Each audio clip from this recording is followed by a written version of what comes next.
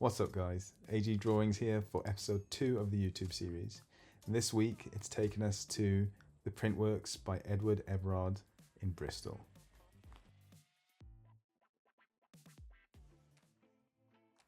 Right, the weather forecast for the weekend was 30 plus degrees on both days.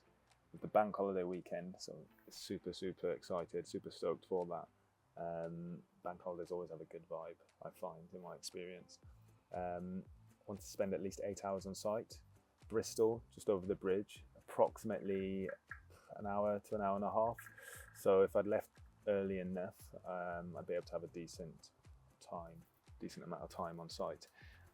Incidentally, left a little bit later, unfortunately, which meant that I didn't get to site until midday, just before midday, and ended up setting up for about 12 p.m.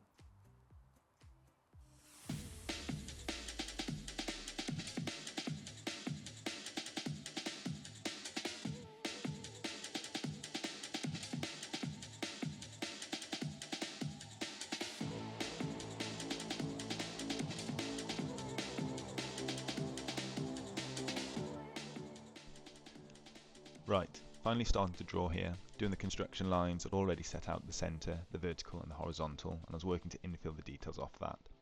After that, I moved on to getting the proportions right. The windows, the main arches, each of the 3 different levels, just making sure everything sat correctly according to the skewed 2-point perspective angle across all 4 layers. It was properly hot out, 30 plus degrees over the bank holiday, which made the accuracy side of things harder than usual. But my goal to begin with was simple: get the shell and the skeleton of the entire building down. The details didn't matter yet. It'd been over 8 months since my last easel study like this. Girona last September, so I wanted to be realistic about what a first day back could achieve. Getting that full skeleton in place, so I wasn't having to work it out later under pressure, felt like the right priority.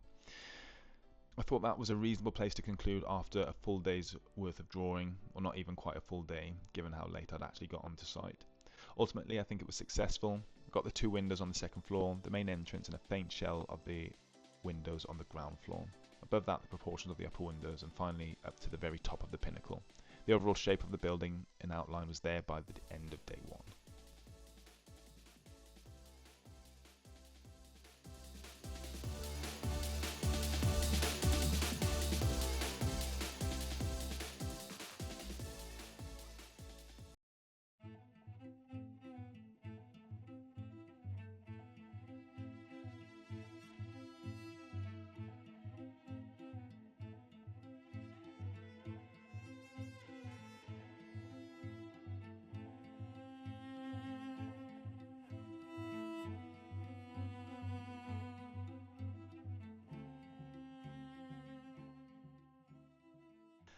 Day 2, and I'm working on the finer details. The lettering, the Art Nouveau ornamentation.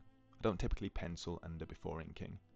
I usually work purely in pen, because I think it trains you, it raises the stakes, it hones you.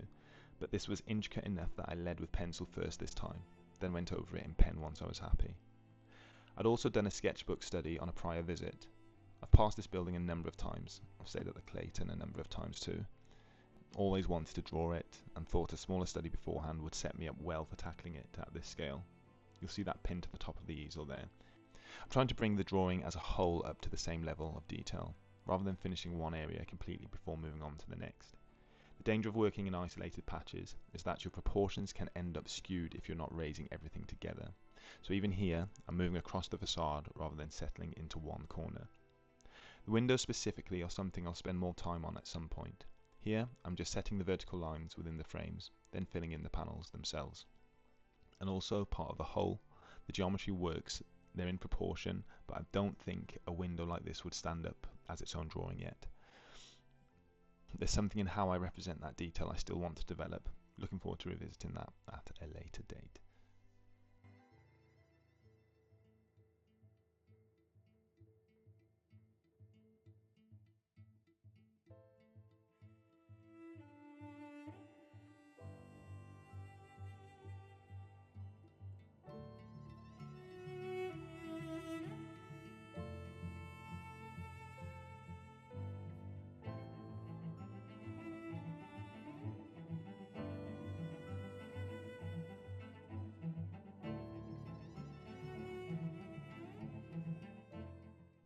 When this building opened in 1901, it caused such a sensation that police had to control the crowds.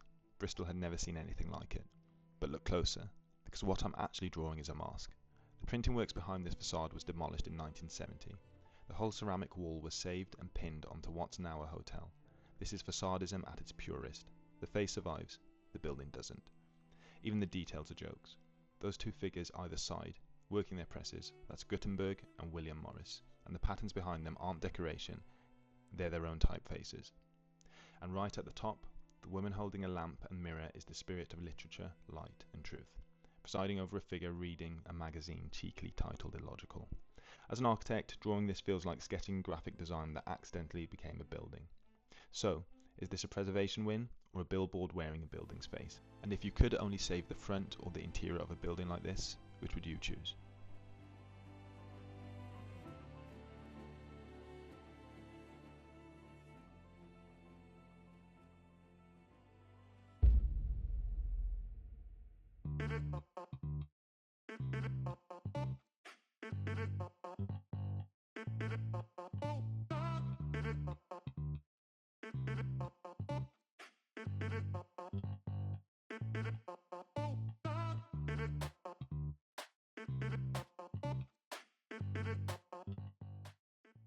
So, I seem to have made the most progress on the centre of the drawing.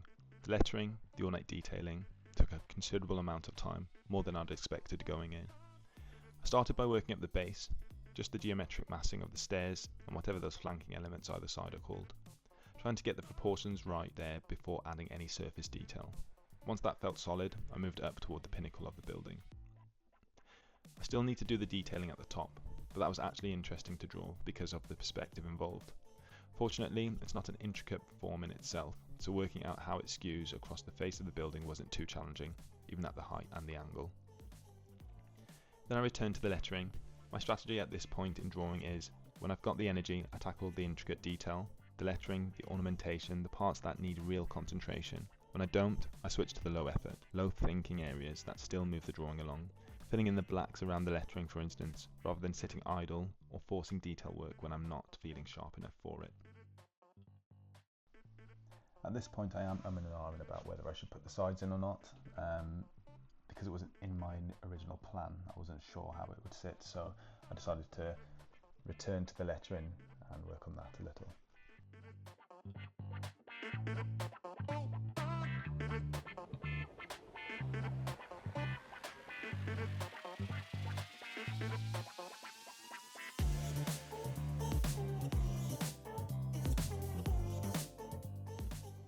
Back down to the base now, working on the gate, the portal, refining the curved entrance above it, that curved canopy over the entrance. The aim is to make the entrance itself read as more pronounced within the composition as a whole.